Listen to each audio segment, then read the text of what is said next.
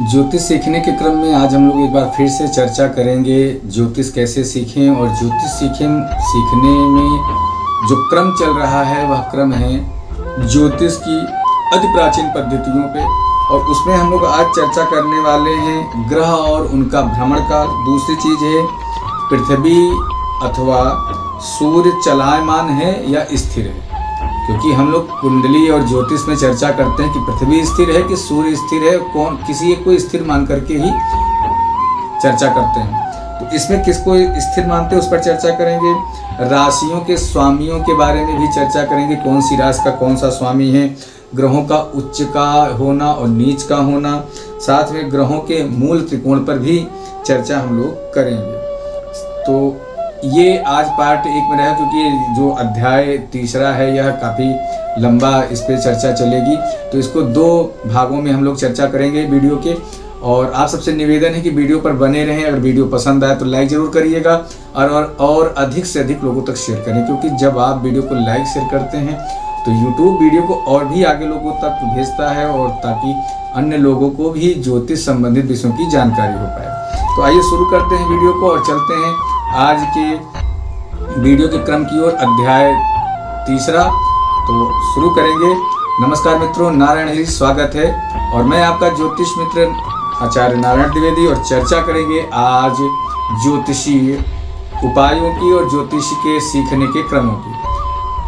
लेकिन उससे पहले आप सबसे निवेदन है कि यदि आप वीडियो पर नए हैं तो चैनल को सब्सक्राइब कर लें, और यदि आप चाहते हैं किसी तरह के वीडियो आपको मिलते रहें तो बेल आइकन को जरूर ऑन करके रख लें, ताकि जब भी कोई वीडियो अपलोड हो तो सबसे पहला नोटिफिकेशन आपके फ़ोन तक पहुंचे, आपके मोबाइल तक पहुंचे। साथ ही यदि आप चाहते हैं कि किसी प्रकार का कोई सुझाव देना चाहते हैं तो आप कमेंट बॉक्स में अपने सुझाव लिख सकते हैं, ताकि वीडियो को और भी ढंग से बनाया जा सके, क्योंकि आप हमारे परिवार हैं और परिवार के सदस्यों में सहयोग और सुझाव की जरूरत पड़ती है। तो आइए शुरू करते हैं वीडियो के इस क्रम को। अध्याय 3 ज्योतिष सीखने के क्रम में सबसे पहला जो क्रम है ग्रह और उनका भ्रमण काल। ग्रह केवल 7 हैं: सूर्य, चंद्रमा, मंगल, बुध, बृहस्पति, शुक्र और शनि। राहु और केतु कोई ग्रह नहीं है, अपितु इन्हें हम लोग छाया ग्रह के नाम से जानते हैं। आधुनिक विज्ञान शास्त्र तथा एस्ट्रोनॉमी के बल पर यूरोप निवासी ज्योतिषगण के 2 ग्रह और भी हैं, जिसको यूरेनस और नेपच्यून मानते हैं। और उन ज्योतिषियों ने आधुनिक विज्ञान विद्यादि में विकास के लिए विशेष रूप से इन 2 ग्रहों के ही फलाफल पर निर्भर किया है। लेकिन भारतवर्ष के प्राचीन ग्रंथों में यूरेनस और नेपच्यून का कोई भी उल्लेख नहीं मिलता। लेकिन हम लोग फिर भी आज के इस वीडियो में इन ग्रहों के विषय में कुछ विचार भी नहीं करेंगे। ग्रहगण रात्रि दिवा पृथ्वी के चारों ओर भ्रमण करते हैं। इनमें से शनि सबसे दूरस्थ ग्रह है, और इस कारण पृथ्वी की एक परिक्रमा या इस तरह कहें कि 12 राशियों का भ्रमण शनि 10,759 दिनों में करता है, और ये लगभग 30 वर्ष का होता है। शनि से निकटवर्ती ग्रह बृहस्पति है, अतः बृहस्पति का एक भ्रमण में 4332 दिन लगते हैं, जो लगभग 12 वर्ष का होता है। बृहस्पति से नजदीक मंगल है, इसको 12 राशियों में एक भ्रमण काल में लगभग 687 दिन लगते हैं। और मंगल से समीपवर्ती पृथ्वी है, जिसे 365 दिनों में अर्थात 12 राशियों में परिक्रमा करती है। और इस भ्रमण को हम लोग 1 वर्ष के नाम से जानते हैं। इससे समीपवर्ती है शुक्र, जिसका एक भ्रमण काल लगभग 256 दिन में होता है। इसके बाद बुध का स्थान है, जिसको भ्रमण करने में लगभग 88 दिन लगते हैं। और सबसे समीपवर्ती चंद्रमा है, जो संपूर्ण राशिमाला को 27 दिन 8 घंटे लगभग 8.75 घंटे में भ्रमण कर जाता है। 27 लगभग 28 दिन में थोड़ा सा कम। पृथ्वी चलायमान है अथवा सूर्य, इस विषय पर भी चर्चा कर लें। लेकिन सबसे कठिन उपस्थिति यहाँ यही है कि पृथ्वी चलती है या सूर्य, क्योंकि जब हम कुंडली को आधार मानते हैं, कुंडली को का विवेचन करते हैं, तो किसी न किसी एक को स्थिर माना जाता है। इस बात को पूर्ण रीति से समझने के लिए एक अलग भी वीडियो में जारी करूँगा, जिसमें आप इसको बिल्कुल समझेंगे, और यह उनके लिए रहेगा जो बिल्कुल ज्योतिष के बिल्कुल जानकार उन्हें नहीं है। इस महत्वपूर्ण बात को सरलता से बताने के लिए मैं एक उपमा की आवश्यकता होती है, और इस पे हम लोग चर्चा करेंगे। प्राय अनुभव में ऐसा देखा जाता है कि जब हम रेलवे स्टेशन से किसी गाड़ी पर बैठें और एक दूसरी गाड़ी भी दूसरी लाइन पर है, तो अपनी गाड़ी के चलायमान होने पर भी ऐसा भ्रम होता है कि वह दूसरी गाड़ी ही चलने लगी। परंतु जब कोई इसको निश्चय किया जाता है तो यह भ्रम दूर भी हो जाता है कि दूसरी गाड़ी नहीं बल्कि अपनी ही गाड़ी चल रही है। इसी तरह जहाज, नौका इत्यादि में पर भी भ्रम होता है। कहने का तात्पर्य है कि इसी प्रकार यद्यपि सूर्य स्थिर है पर पृथ्वी से वह चलायमान मालूम पड़ता है, और इसमें कोई भी विवाद में नहीं हो सकता। सूर्य चलता हो या पृथ्वी चलती हो, किसी को चलायमान मानने से गणित में अंतर नहीं पड़ेगा।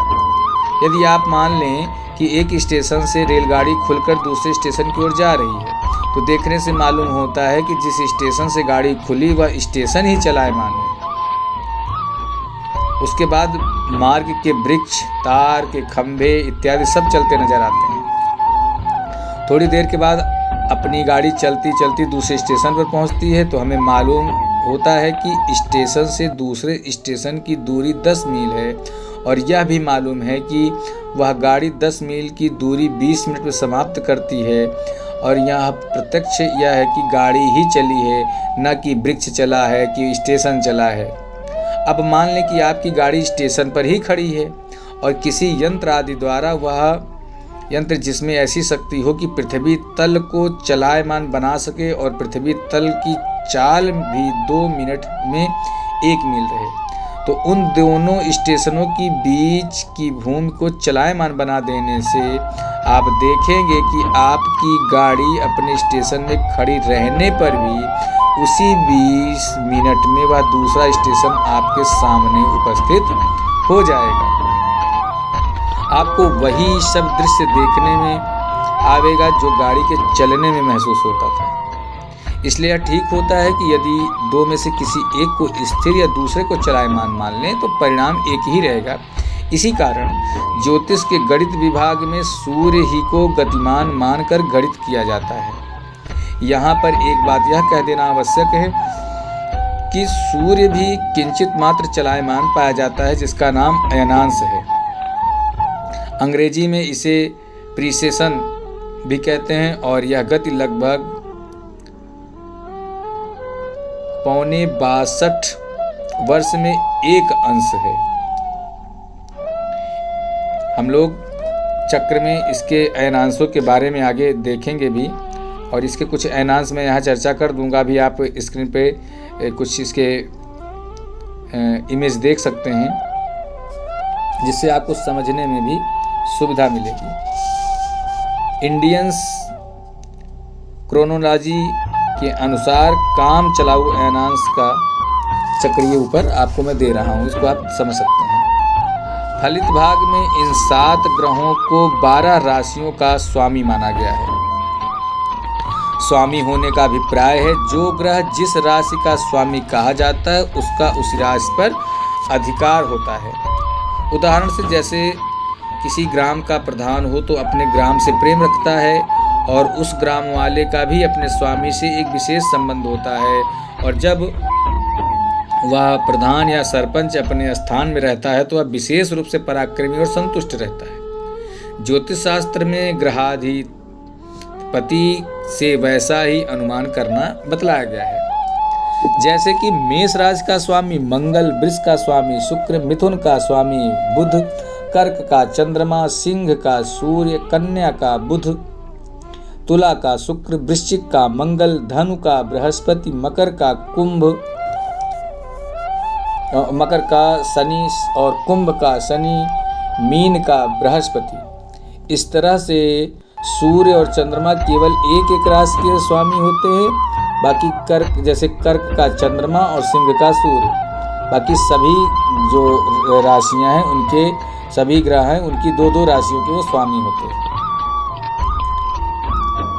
ऊपर तालिका में आप स्पष्ट देख सकते हैं।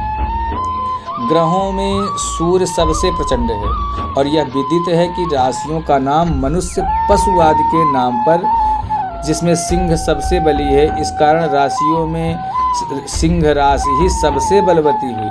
अतः सिंह का स्वामी सूर्य है। सूर्य के बाद चंद्रमा दिव्य ग्रह है और इसको जल से संबंध है। इस कारण चंद्रमा को सिंह से के पूर्व वाली राशि अर्थात कर्क का स्वामी माना गया। इसका कोई विशेष कारण भी हो सकता है, पर यह इस पर चर्चा भी बाद में होगी। मेष से चतुर्थ राशि और पंचम सिंह है। चतुर्थ राशि का स्वामी चंद्रमा, पंचम का स्वामी हुआ सूर्य। पंचम राशि के बाद षष्ठ और चतुर्थ के पूर्व तृतीय, इन दोनों अर्थात तृतीय और षष्ठ राशियां मिथुन और कन्या के स्वामी बुध हैं। इसी प्रकार षष्ठ और सप्तम के तृतीय के पूर्व द्वितीय और द्वितीय से और सप्तम राशियां जैसे वृषभ और तुला के स्वामी शुक्र हैं। सप्तम के बाद अष्टम और द्वितीय के पूर्व प्रथम जो राशियां हुई, इन दोनों अर्थात प्रथम और अष्टम राशियों की मेष और वृश्चिक के स्वामी मंगल हुए। फिर अष्टम के बाद नवम और प्रथम के पूर्व द्वादश भाव है, क्योंकि राशियां 12 ही हैं। राशियां अर्थात नवम और द्वादश धनु और मीन के स्वामी बृहस्पति। नवम राशि के बाद दशम और द्वादश के पूर्व एकादश, इन दोनों अर्थात दशम और एकादश के जो स्वामी हैं मकर और कुंभ जो राशियां हैं, इनके स्वामी हैं शनि। दूसरी रीत से समझने की यह भी हो सकती है कि चौथी राशि चंद्र का 4 और पंचम राशि सूर्य का 5 एक स्थान में लिखे जाए तो 12 राशियों में 2 निकल जाने पर शेष 10 रह जाएंगे। अब यदि 5 के आगे 5 राशियां अर्थात षष्ठ, सप्तम, अष्टम, नवम, दशम और 4 से पूर्व 5 राशियां तृतीय, द्वितीय, प्रथम, द्वादश और एकादश लिखी जाएं तो देखने से अज्ञात होता है कि मध्यगत चतुर्थ और पंचम राशि के समीपवर्ती 2 राशियों अर्थात मिथुन और कन्या के जो स्वामी हैं वो हैं बुध। इसी प्रकार मिथुन और कन्या के समीपवर्ती वृषभ और तुला के स्वामी शुक्र हैं। वृष और तुला के समीपवर्ती मेष और वृश्चिक के स्वामी मंगल। मेष और वृश्चिक के समीपवर्ती मीन और धनु के स्वामी बृहस्पति हैं और मीन और धनु के समीपवर्ती कुंभ और मकर के स्वामी शनि होते हैं। आगे जो चक्र आप ऊपर देख रहे हैं, इसमें तीर चिन्ह द्वारा दिखलाई गई चीजें आपको समझ में आएंगी। अब प्रश्न यहाँ उठता है कि सूर्य और चंद्रमा के निकटवर्ती राशियों का स्वामी बुध ही क्यों हुआ? क्या ऋषियों ने इन सब बातों को मनमाना ठान लिया है या इसमें कुछ रहस्य है? तो इसके लिए लिखा गया और सूर्य जातक में लिखा गया कि अहम राजा शशि राज्ञी नेता भूमि सुतः खगः सौम्यः कुमारो मंत्री च गुरुस्तद्वलाभ भृगुः प्रेस्यास्तथैव संप्रोक्तः सर्वदा तनुजो मम। यह सूत्र लिखा गया सूर्य जातक में। सूर्य राजा है और चंद्रमा रानी है, बुध युवराज है, मंगल नायक है, बृहस्पति देव मंत्री है, शुक्र दैत्य मंत्री है और शनि दास है। ऊपर के श्लोक में तद्वलभाग भृगुः का अर्थ होता है बृहस्पति की प्रियतमा शुक्र, परंतु यह भाव न तो पुराणोक्त ही है और न ही कहीं ज्योतिष शास्त्र में ही पाया गया। तो जिसने यह सूत्र लिखा इस बात को समझने में बिल्कुल असमर्थ है कि सूर्य जातक में ऐसा उल्लेख कैसे आया। यह बात सर्व स्वीकृत है कि बृहस्पति और शुक्र बराबर प्रतिद्वंदी होते हैं, क्योंकि देवगुरु है, एक देवगुरु है, दूसरा दैत्य गुरु है। अतः ऐसा होना स्वाभाविक ही है।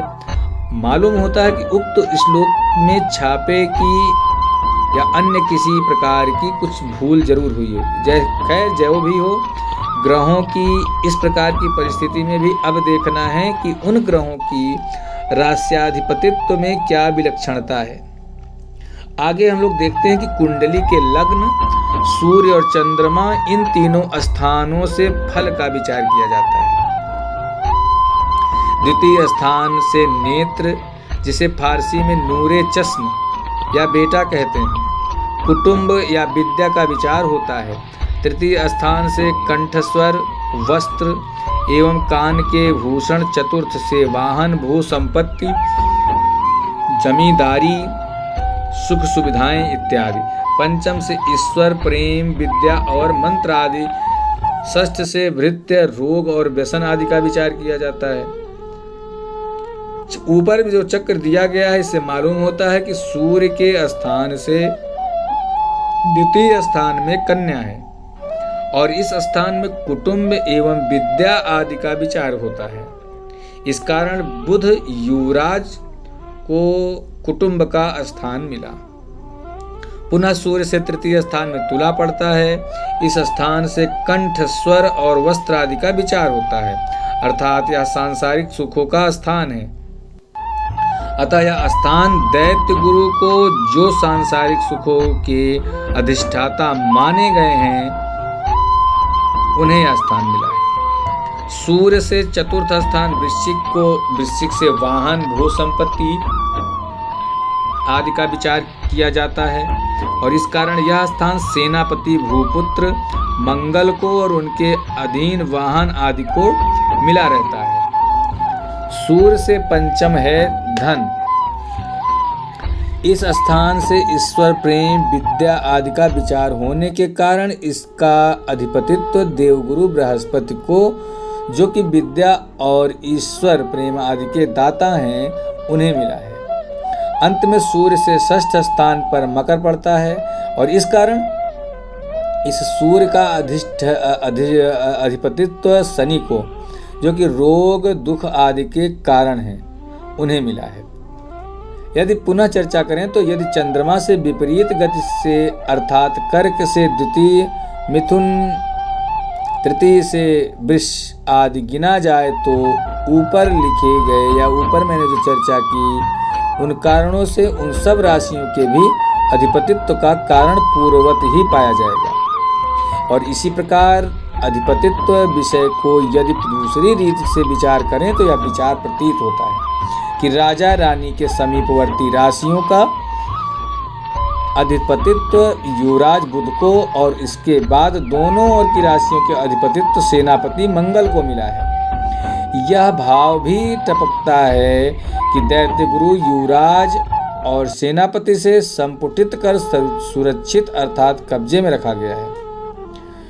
उसके बाद दोनों ओर की दो राशियों का अधिपतित्व सर्व प्रकार से सुरक्षित रखने से देवगुरु बृहस्पति को और अंत में सेवकोचित स्थान दास शनि को मिला। और इन सब बातों से प्रतीत होता है कि ऋषियों की सभी बातों में कुछ न कुछ रहस्य अवश्य ही था। जो ऊपर चक्र आप देख रहे हैं, इस चक्र को आप ध्यान से देखें तो पूर्णतया समस्त बातें आपके सामने झलक जाएंगी कि किस राशि का कौन सा ग्रह क्यों स्वामी है और इसके कारण रखने में भी सहायता आपको मिलेगी।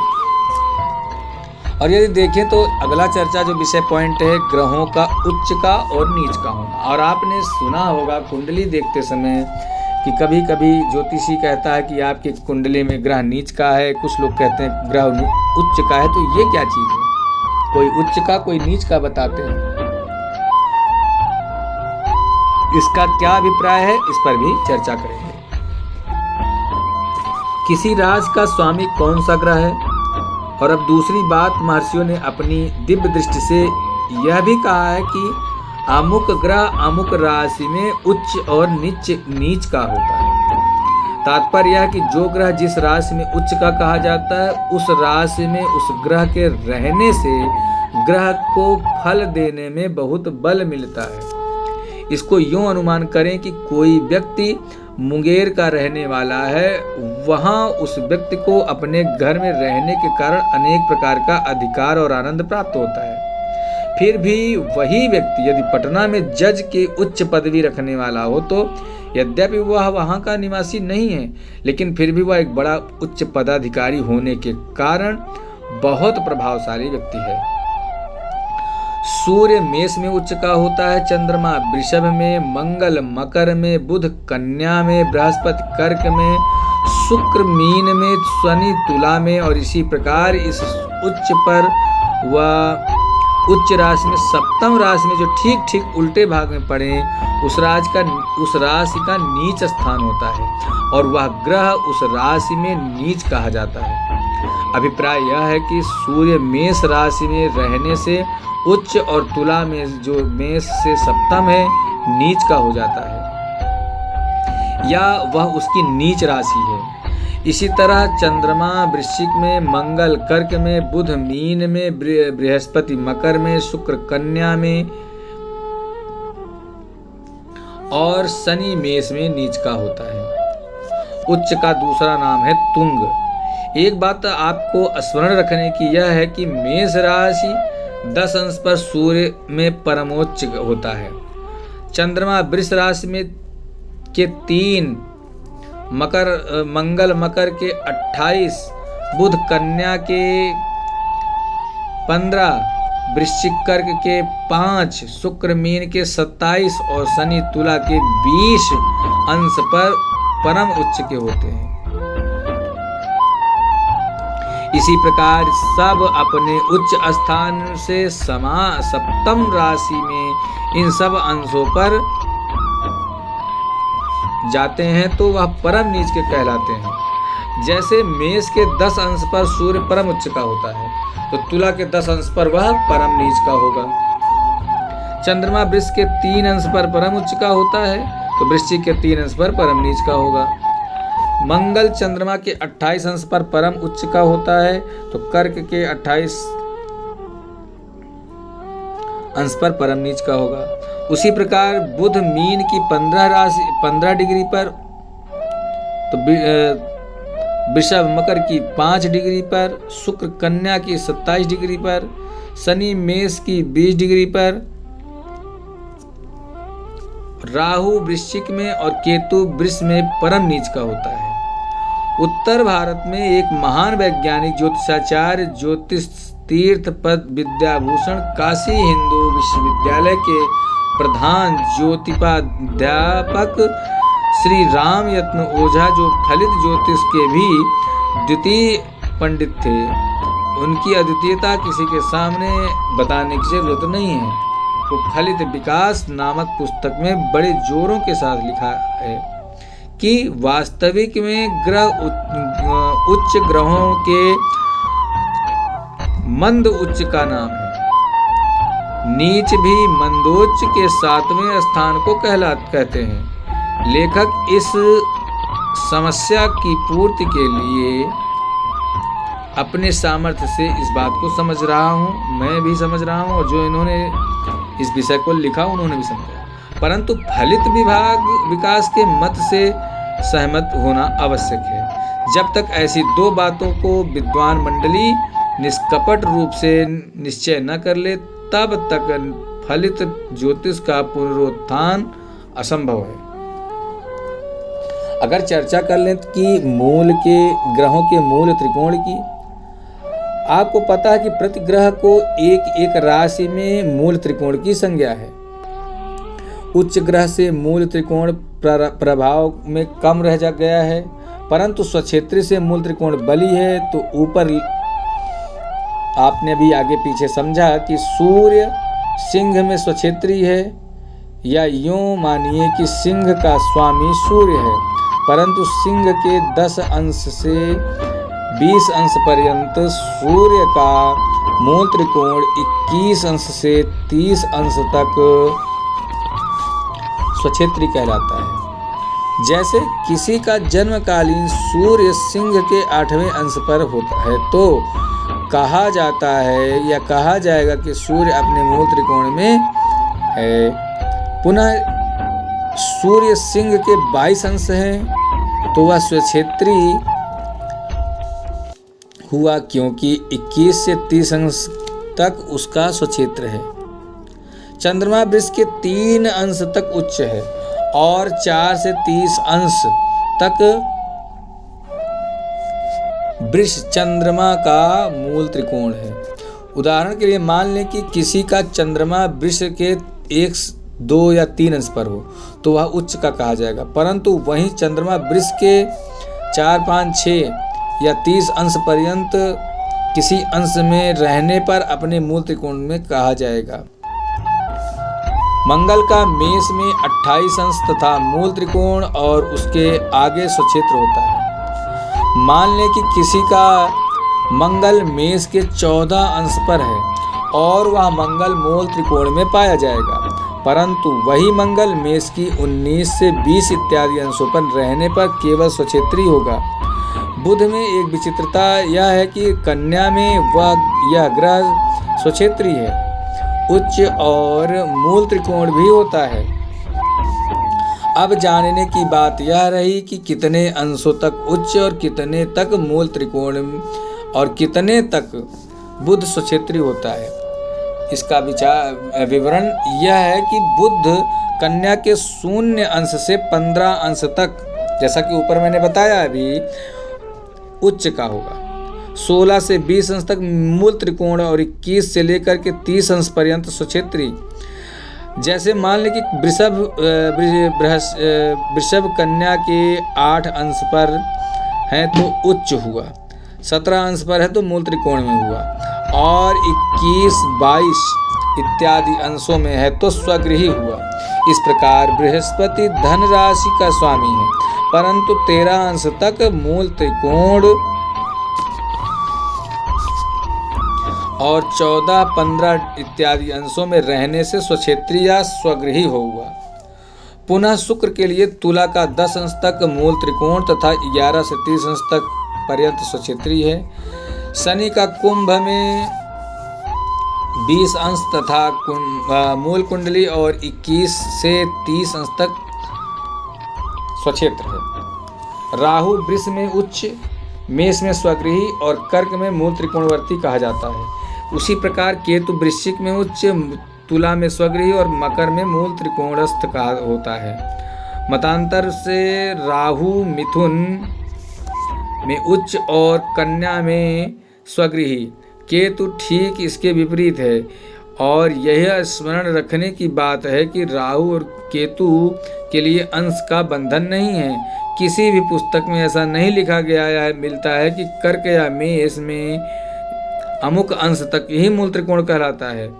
इस कारण कर्कट के मुख किसी अंश में रहते हुए राहु मूल त्रिकोणवर्ती कहा जाएगा और इसी प्रकार मकर और तुला के किसी अंश के में रहने से केतु मूल त्रिकोणस्थ हो गया।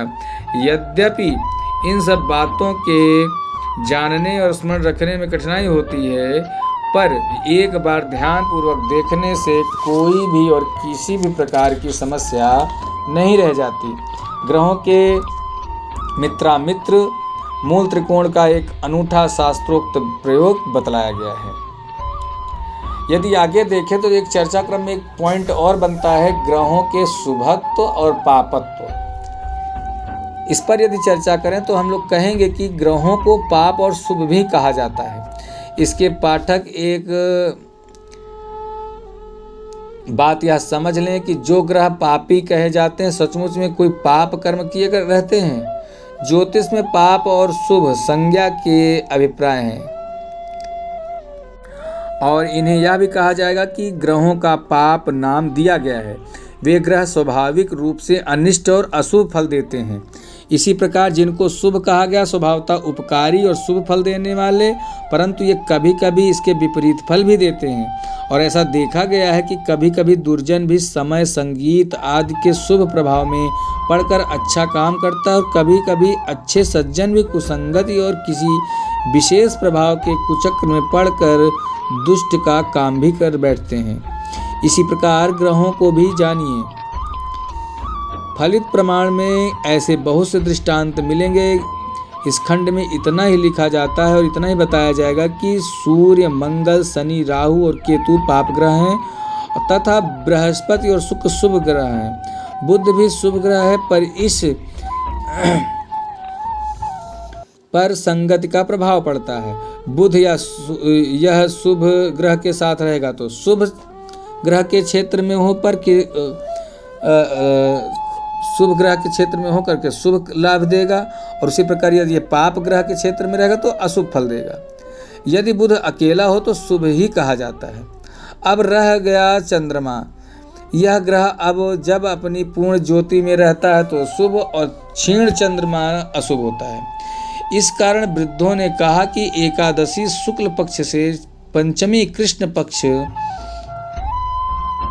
तक चंद्रमा तेजवान रहता है। कारण शुभ और षष्ठी कृष्ण पक्ष से दशमी शुक्ल मित्र का है, ठीक है, शुक्ल पक्ष का है, तथा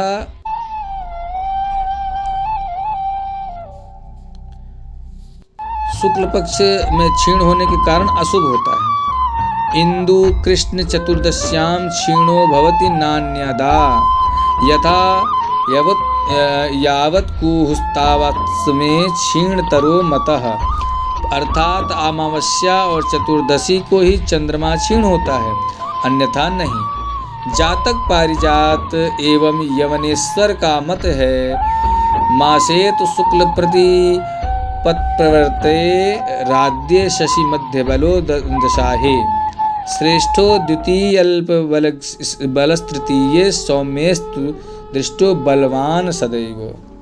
अर्थात परिवार से दसवीं पर्यंत चंद्रमा दुर्बल एकादशी से 20,